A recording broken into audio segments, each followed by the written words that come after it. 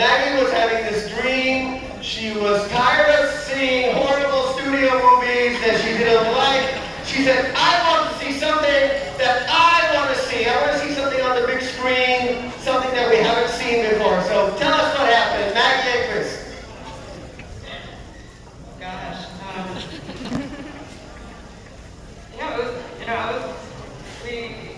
I came up with this idea because Chris is film Wish Dragon, which is also amazing. And wonderful movie. I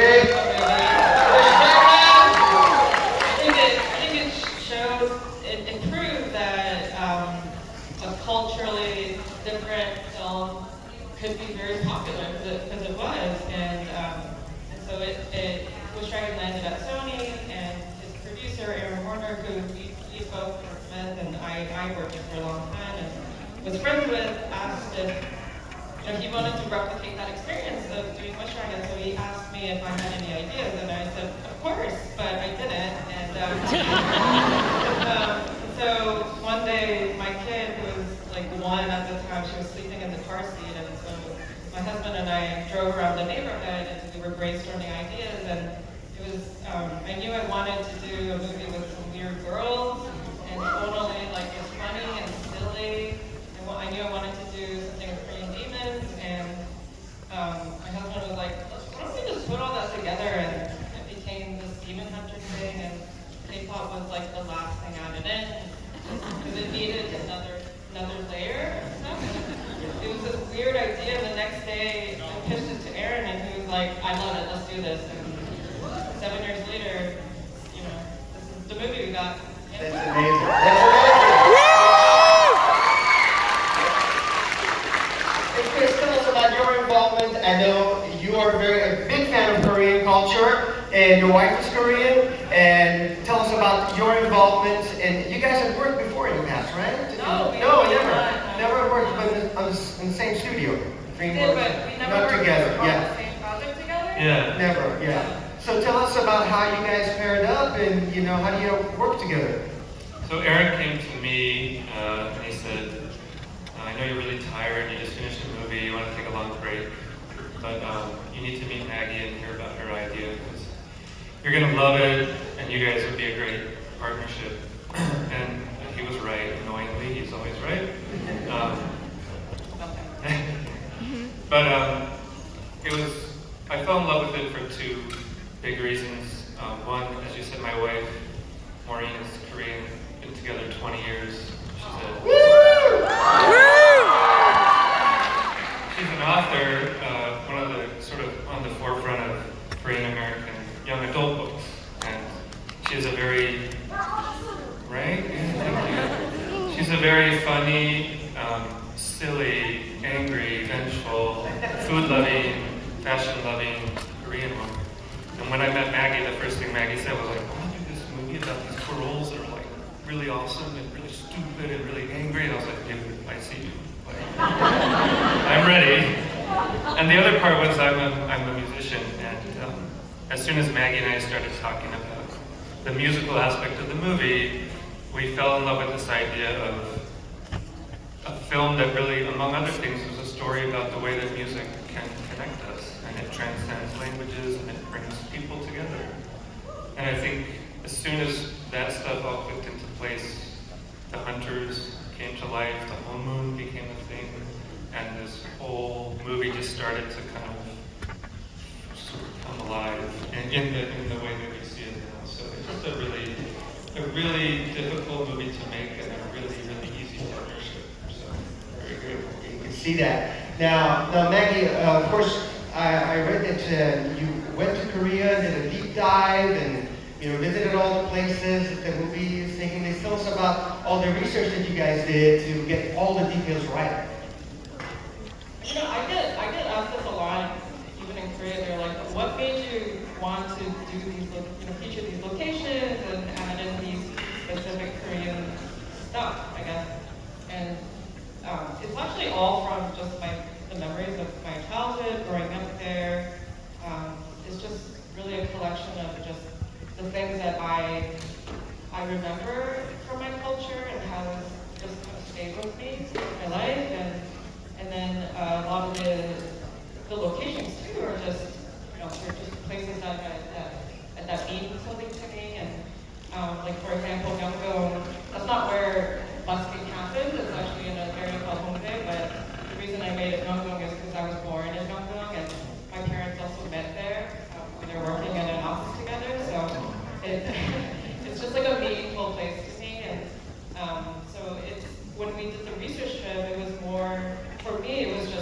validation that like, okay, we're on the right path with authenticity, and then for the rest of our crew is to, immerse them in the culture and eat the food and experience just even walking down the street so that we can replicate it authentically in the movie. Amazing. And of course, one thing that's on everyone's mind is like the studios are all about repeating past successes, going into sequels and going to the success of the past. This is an original story, totally new, completely different looking, inspired by things that you both loved, probably, right? Tell us how that miracle happened. I mean, it's just amazing. I mean, I didn't really even, I was like every day I was like, are they gonna let us do this, guys? They're gonna pull the plug on this, right? And it felt that way for a really long time until things started going into animation. Like, well, they can't take it away now. They can't make us redo this now. I don't know, we were very lucky that we had a very supportive group and, on both the studio sides. And I don't know, I get asked by a lot of directors, like, how did you get away with this? Like, how did you do this? And I don't know, I mean, we just had a lot of support, and we're really grateful for that. And of course, a lot of people want to know, what did you originally plan to put in the movie but didn't make it? Is there anything that you haven't put in the movie that Secrets. You guys always. If you guys want more information, you package it in different ways. People in line were asking, they were like, we want to know. There's a lot, because there's a lot of mythology that we wanted to put in. There's a lot of different characters, female characters that we wanted to feature. But I would say I think fans are wanting to see more content. So we're gonna keep things under wrap. Yes. But we know that the sequel is in the works, right? We read that. Maybe you can share with the audience today for the first time ever. Nice try. There's no official word, guys. It's all speculation. But I think the fans obviously want it, and so that's, we can't say officially because we actually, of course. And when did you guys realize that you had an amazing hit on your hands? When was the inkling that you had, oh my God, this is going to be huge. This is going to be the biggest movie of the year? Oh no. I think maybe the second week of being on TikTok 24/7. But I think it was you guys, the way that fandom understood the characters. They understood the unsaid part of every scene, the themes. I think at the end of the day, the movie's about everybody wants to find the people who will love them for all of who they are. That might be your family, it might be your friends, it might be your community. But I think I remember the second week seeing that sentiment expressed in the TikTok comments with 30,000 upvotes, and thinking like the core thing that we tried to say is coming through, and if that's working, then I think the sky's the limit. So that was a really wonderful feeling. That's fantastic. All right, another question that everyone wants to know: favorite bands. I mean, we're gonna say the same thing. Yeah. Currently, it is very dangerous for us to say that. Okay.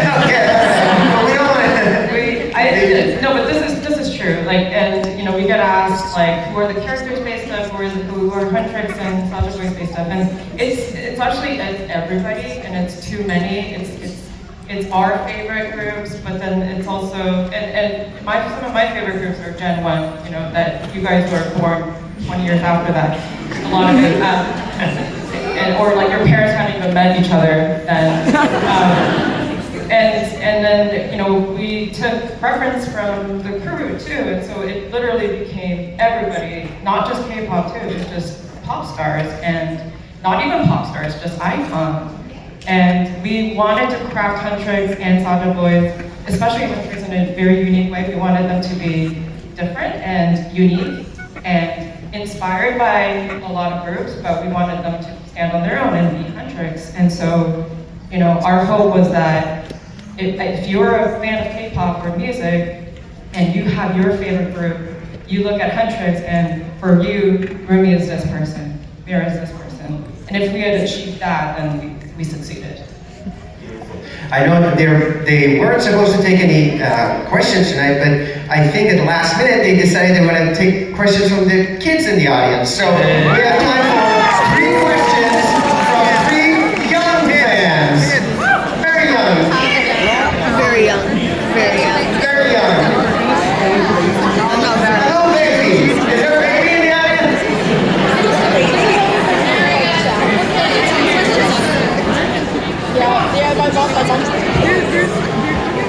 If there is a sequel, are the Soldier Boys still alive?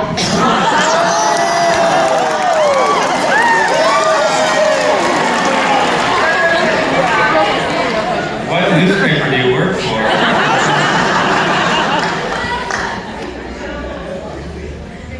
TBD, huh? Guess what? All right, next baby in the audience. What inspired you to make K-pop Demon Hunters?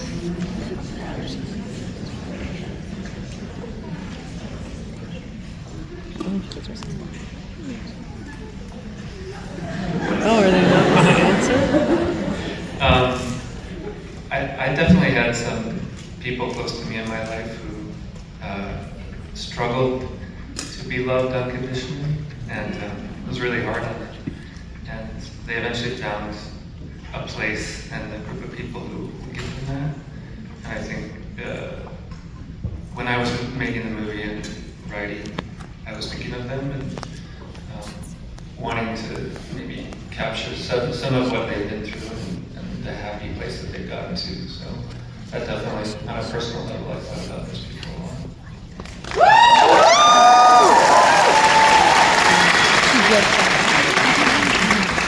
I think for me, K-pop, seeing it kind of become this global phenomenon, and you know, I went to a BTS concert and I saw like 50,000 people sing a Korean song, and being a fan of K-pop since the 90s and having to like hide it from my non-Korean friends and be ashamed of it, it was insane to see just a super diverse crowd just embrace Korean music. And I witnessed this music just transcend culture, age, race, you know, and it really became this inspiring thing. And we really wanted to capture what K-pop does, which is connect people through a movie that, you know, is connecting people. And so, yeah, the music really inspired us.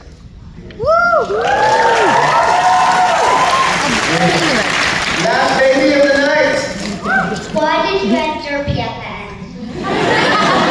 Why do we add them at the end? Well, don't we want to leave on a happy, fun note? Yeah. We wanted to feature Derpy as a pet, you know, and kind of leave on like a hopeful, joyful note, because he brings joy to all of us. Thank you for bringing so much joy.